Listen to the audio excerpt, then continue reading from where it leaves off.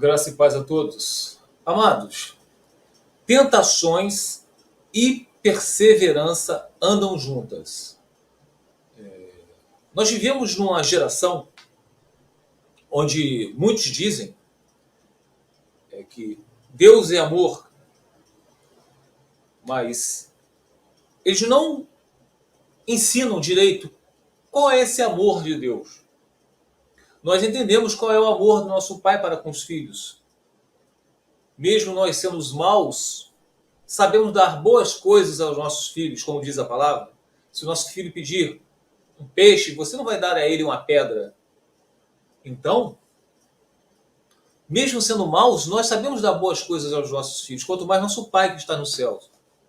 E nós sabemos que nem tudo aquilo que o nosso filho pede, se nós sabemos que aquilo não vai ser bom para ele no momento, nós não vamos dar ao nosso filho.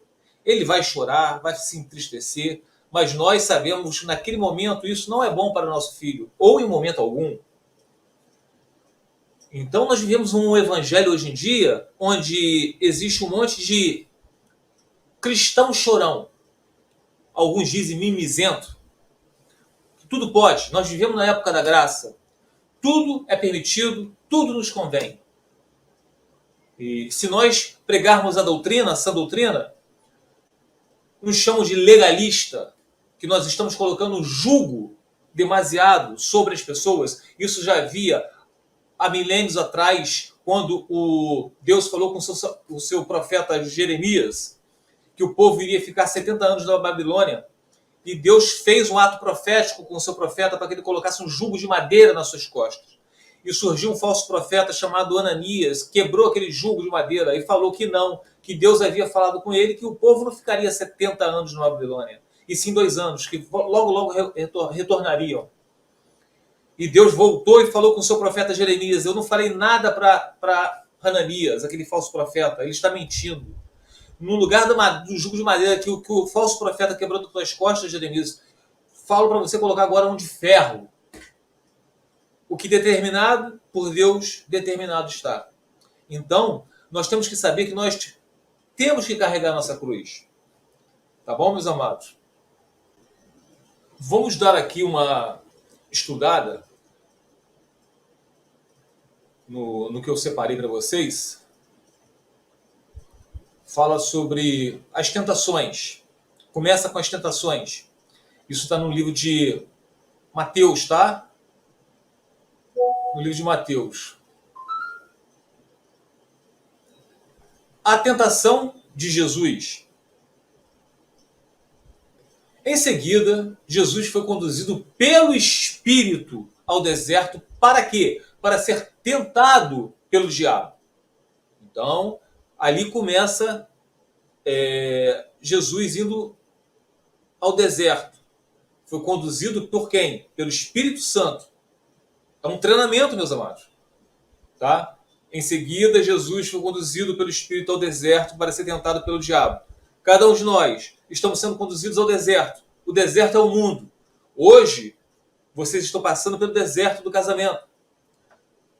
Amanhã, quando o cônjuge retornar, vocês vão passar pelo deserto do convívio, o deserto de uma doença, o deserto, se não for com vocês, a doença com um ente querido, o deserto do desemprego, o deserto de tantas coisas. Nós não viemos esse mundo para passar férias. Tá? As tentações, elas vão ser constantes no mundo. Vai ter hora que nós vamos ter momentos de refrigério? Claro que vamos ter. Óbvio. Mas nós temos que saber, Jesus ele foi tentado no deserto, mas depois, quando ele saiu do deserto, continuou Satanás tentando Jesus. Só que ele não pecou. Então tá. Depois de passar 40 dias e 40 noites sem comer, teve fome. Então, Jesus é Deus, mas ele se dispôs da sua glória, se humilhou. Ele era um homem de carne, osso e sangue. Passava por sofrimentos, teve fome. E o tentador, o diabo, sabia que ele estava com fome. O tentador veio, ele disse: se você é filho de Deus, ordene que estas pedras se transformem em pães. alguns de nós. Ah, Deus te ama. Ah, o seu cônjuge te largou? Ah, houve o adultério? Não, você tem que perdoar o seu cônjuge. Mas já que ele adulterou, o que é cortado na terra é cortado nos céus. Você pode se casar com outro porque o pastor, o teólogo famoso da internet, tem milhares de pessoas que seguem eles, às vezes até milhões, falou que você pode se casar com outra pessoa.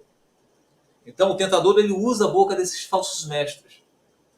O tentador veio e disse: se você é filho de Deus, ordene que essas pedras se transformem em pães.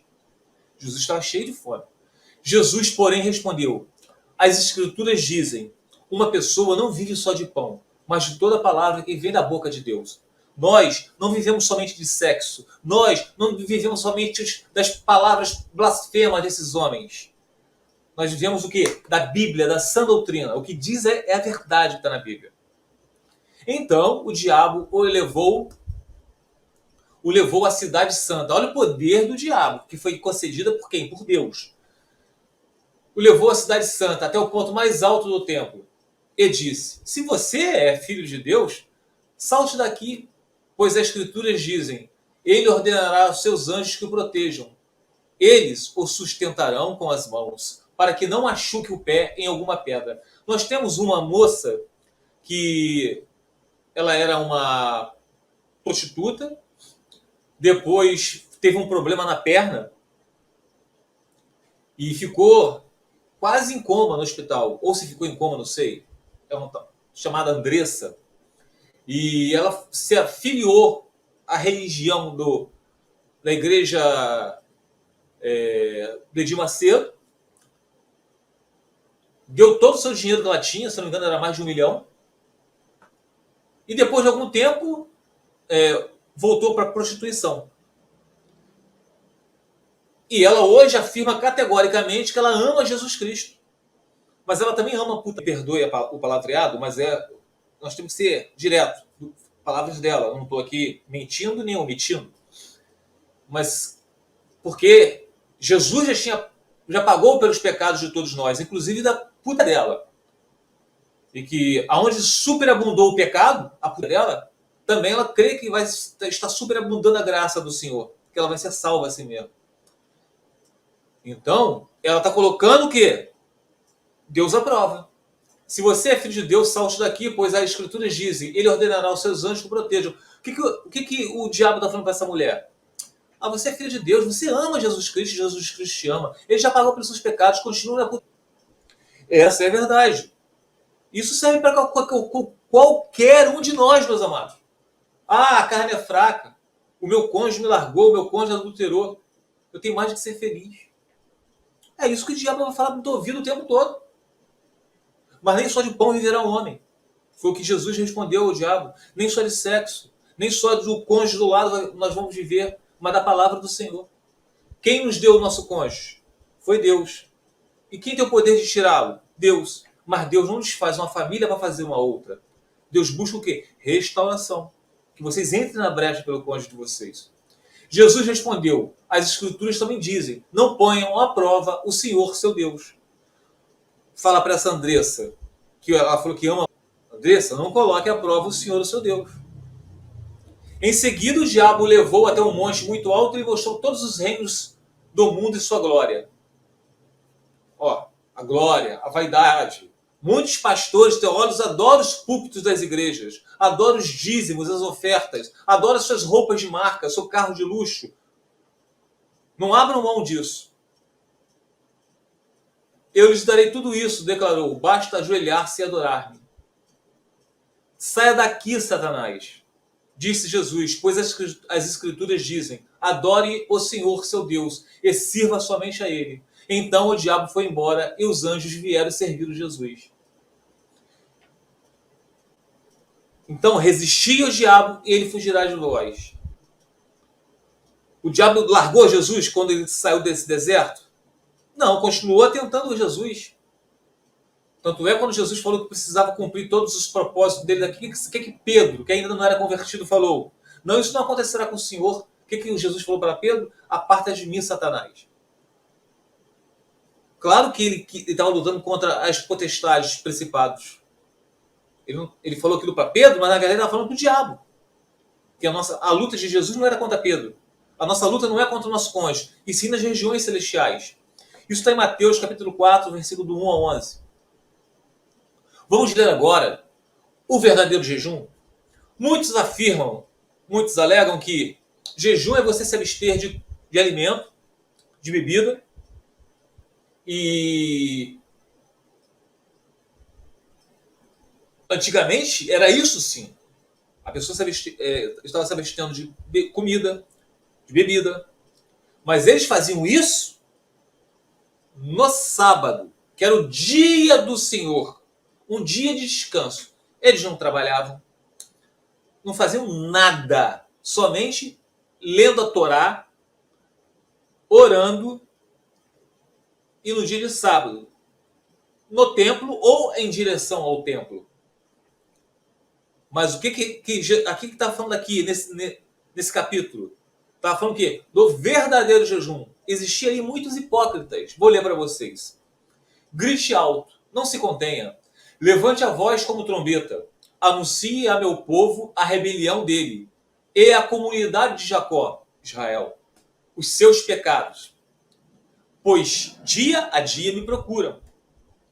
Parecem desejosos de conhecer os meus caminhos. Parecem. Por quê? Que tinha aquele aspecto de religiosidade. Como se fosse uma nação que faz o que é direito e que não abandonou os mandamentos do seu Deus. Pedem-me decisões justas e parecem desejosos de que Deus se aproxima deles. É o que nós vemos hoje em dia. Pessoas que têm diploma de teologia, são pastores, vão a igrejas, fazem jejuns, sobem montes, tem aquela aparência de santo, muda o seu modo de falar quando estão em cima do púlpito, mas aquilo é somente uma casca. É um sepulcro caiado. Parecem desejosos de que Deus se aproxima deles. Por que jejuamos, dizem, e não ouviste? Por que nos humilhamos e não reparaste? Contudo, no dia do seu jejum, vocês fazem o que é do agrado de vocês e exploram os seus empregados. Seu jejum termina em discussão e rixa, e em brigas de socos brutais. Vocês não podem jejuar como fazem hoje e esperar que a sua voz seja ouvida do alto. Lembra daquela parte que fala lá no Novo Testamento? Que Deus ouve apenas aqueles que são justos, aqueles que obedecem a seus mandamentos. Então não adianta você ter somente uma casca de religiosidade. Deus vai te ouvir, mas não vai atender. Por quê? Porque ele só atende aqueles pedidos de acordo com a vontade do Senhor. Se vocês têm o Espírito Santo, que é o verdadeiro descanso, Deus vai colocar em vocês o seu querer e o seu realizar de acordo com a vontade de Deus, não de acordo com a vontade da pessoa. Então vocês vão clamar a Deus, ele vai te ouvir, porque vocês têm o sábado dentro de vocês, vocês têm o Espírito Santo dentro de vocês, vocês têm a unção com óleo dentro de vocês, que é o Espírito Santo. Será esse o jejum que escolhi? Que apenas um dia o homem se humilhe e inclina a cabeça como o junco e se deite sobre o pano de saco e cinzas? É isso que vocês chamam de jejum? Um dia aceitável ao Senhor? Que é o sábado que eles estavam... Um dia só era aquela religiosidade. Mas os outros dias? O jejum que desejo não é este. 2 pontos. Saltar as correntes da injustiça. Desatar as cordas do jugo. Que não é viver uma religiosidade. Jugo, aquela prisão. Tá? Pôr em liberdade os oprimidos e romper todo jugo. É isso. Não é que a comida que vocês estão comendo é imunda. Vocês não podem comer porco. Ou você tem um dia determinado para aceitar o Senhor. Larga esse jugo. Não é isso que ele quer. Não é essa religiosidade. Mas é que vocês sejam santos. Não é partilhar a comida com o faminto. Abrigar o pobre desamparado. Vestir o nu que você encontrou. E não recusar ajuda ao próximo. Aí sim a sua luz irromperá como a alvorada. E prontamente surgirá a sua cura. a sua retidão irá diante de você e a glória do Senhor estará na sua retaguarda. Dia desse, meus amados, eu escutei uma pessoa falar assim, um pastor pregando. Ele dizia: vocês pedem dízimos. Vocês, pastores, estão na igreja, pedem ofertas. Mas na hora que vem um irmão falar que precisa de um alimento em casa, ou de um doente que não tem um dinheiro para comprar um remédio, vocês vão pedir, sabe o quê? Oração. É isso. Isso serve para mim, meus amados. Serve para cada um de nós, para nós refletirmos. Qual é o verdadeiro jejum? Jejum é você se abster das coisas do mundo e se alimentar somente daquilo que é de Deus, da palavra.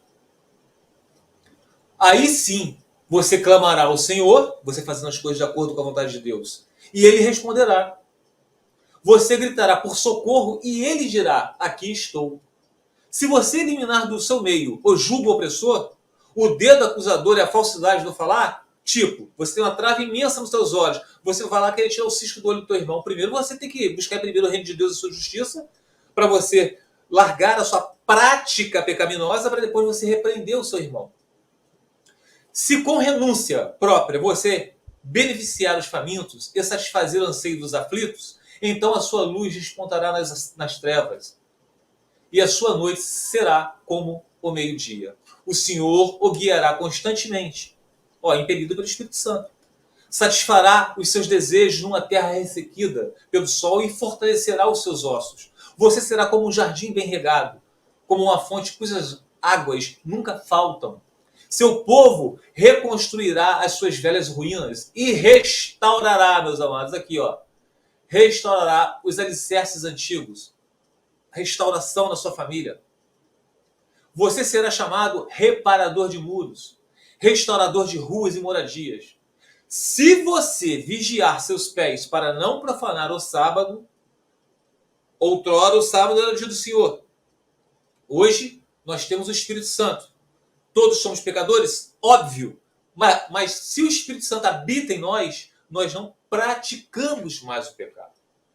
Se você vigiar seus pés, aquele que está de pé, cuide-se para que não caia. Não profanar o sábado, para não fazer o que bem quiser em meu santo dia. Qual é o santo dia hoje em dia? É todo dia. Se você chamar delícia o sábado e honroso o santo dia do Senhor, e se honrá-lo, deixando de seguir seu próprio caminho, o evangelho antropocêntrico, onde a Bíblia que tem que se adequar ao homem, que tinha que ser o contrário, é o homem que tem que se adequar à Bíblia, à palavra do Senhor, e honrá-lo deixando de seguir seu próprio caminho, de fazer que bem quiser e de falar futilidades, então você terá no Senhor a sua alegria. E eu farei com que você cavalgue nos altos da terra e se banqueteie com a herança de Jacó, seu pai, pois é o Senhor quem fala. Meus amados,